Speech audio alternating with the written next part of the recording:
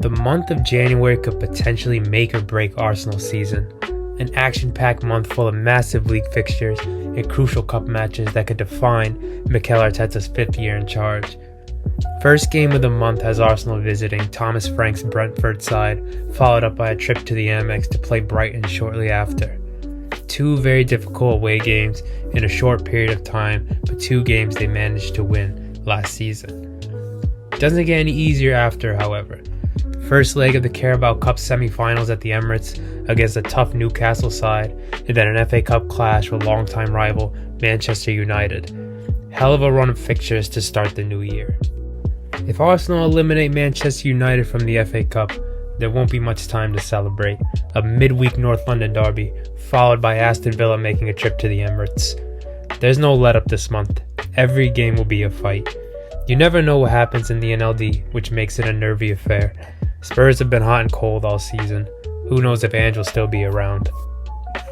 As for Villa, you have the Emery factor.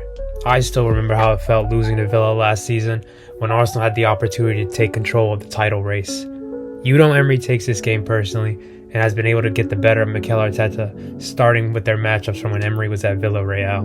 We'll be more than halfway into the month of January by this point. We either get to breathe a sigh of relief, or the damage has already been done. The league fixtures slow down, but now the Champions League resumes.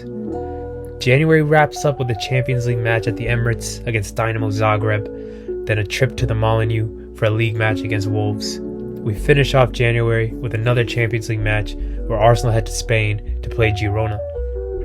9 points, nothing less expected in these games. Wolves have been poor this season, but are looking better under their new manager. Let's see if that form continues into the new year. Dynamo Zagreb is actually tied on points with Man City and currently sit above PSG. They'll be desperate to keep their knockout phase playoff spot. Girona find themselves near the bottom of the Champions League table and headed for elimination. Both of these games should be enough for Arsenal to solidify their place in the top 8 and avoid the knockout phase playoffs. This could be the month where Arsenal finally make progress in domestic cups. Pressure has been mounting on this Arsenal side to bring in a trophy. Last season, Arsenal were out of all domestic cups by January.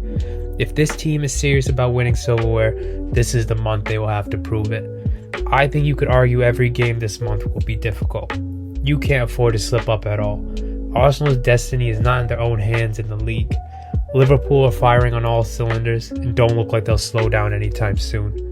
They can afford to drop points, unlike Arsenal. Arsenal needs to be the team that mounts a serious challenge to Liverpool and not allow them to run away with the league. Every point is crucial for them. But as we all know, this month can also go the other direction. We have seen this team crash and burn before. They have failed to get those big wins that put their fate back into their own hands. I have faith the experience they have gained these past 2 seasons could help them get through this period. They finished last season winning 16 out of 18 in the league. They know all about the run-in. Whether or not the squad is healthy enough to get through this period is a big question, which brings me to the January transfer window. All eyes will be on Jason Ato, the interim sporting director. Edu has left Arsenal after a bizarre summer transfer window, where the only attacking player brought in was Raheem Sterling, who has barely played this season. Somehow, Edu has also brought in a cup-tied keeper, who I promise actually exists.